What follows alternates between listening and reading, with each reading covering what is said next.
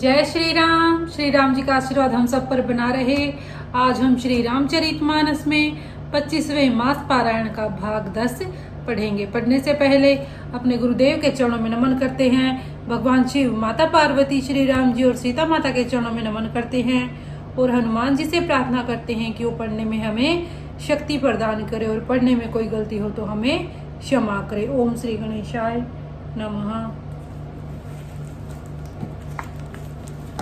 सभी राक्षस महान वीर और अत्यंत काले हैं और वानर विशालकाय तथा अनेकों रंगों के हैं। दोनों ही दल बलवान हैं और समान बल वाले योद्धा हैं। वे क्रोध करके लड़ते हैं और खेल करते हैं।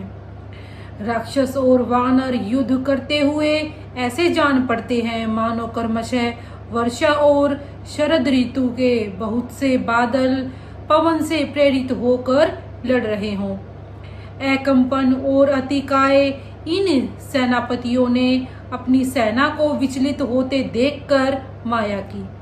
पल भर में अत्यंत अंधकार हो गया। खून, पत्थर और राख की वर्षा होने लगी।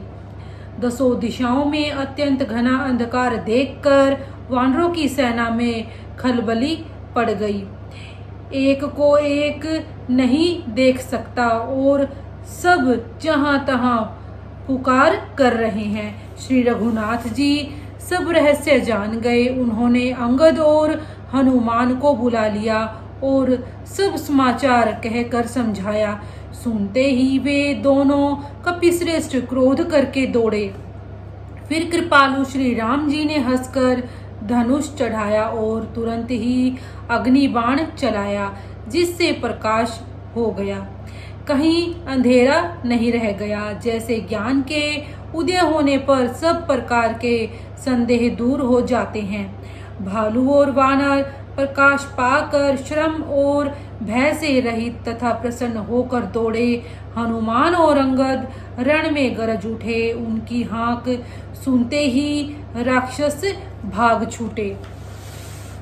भागते हुए राक्षस योद्धाओं को वानर और भालू पकड़कर पृथ्वी पर दे मारते हैं और अद्भुत करनी करते हैं। पैर पकड़कर उन्हें समुद्र में डाल देते हैं। वहां मगर, सांप और मच्छ उन्हें पकड़ पकड़ कर खा लेते हैं। कुछ मारे गए, कुछ घायल हुए, कुछ भागकर गढ़ पर चढ़ गए।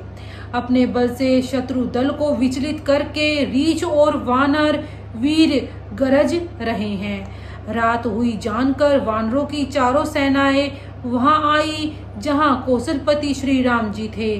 श्री राम जी ने ज्यों ही सबको कृपा करके देखा, त्यों ही ये वानर शर्म रहित हो गए। वहां लंका में रावण ने मंत्रियों को बुलाया और जो योद्धा मारे गए थे उन सबको सबसे बताया। उसने कहा, वानरों ने आधी सेना का संहार कर दिया। अब शीघ्र बताओ क्या उपाय करना चाहिए।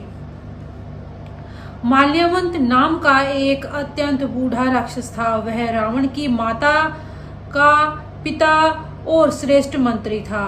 वह अत्यंत पवित्र नीति के वचन बोला, हे तात, कुछ मेरी सीख भी सुनो।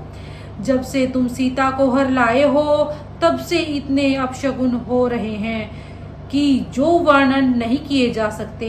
वेद पुराणों ने जिनका यश गाया है उन श्री राम से विमुख होकर किसी ने सुख नहीं पाया। भाई हिरण्यकशिपु सहित हिरण्याक्ष को और बलवान मधु कैटभ को जिन्होंने मारा था, वे ही कृपा के समुद्र भगवान राम रूप से अवतरित हुए हैं। मास पारायण 25वां विश्राम होता है। आज हम यहीं तक पढ़ेंगे। इसी के साथ बोलते रहिए जय श्री राम।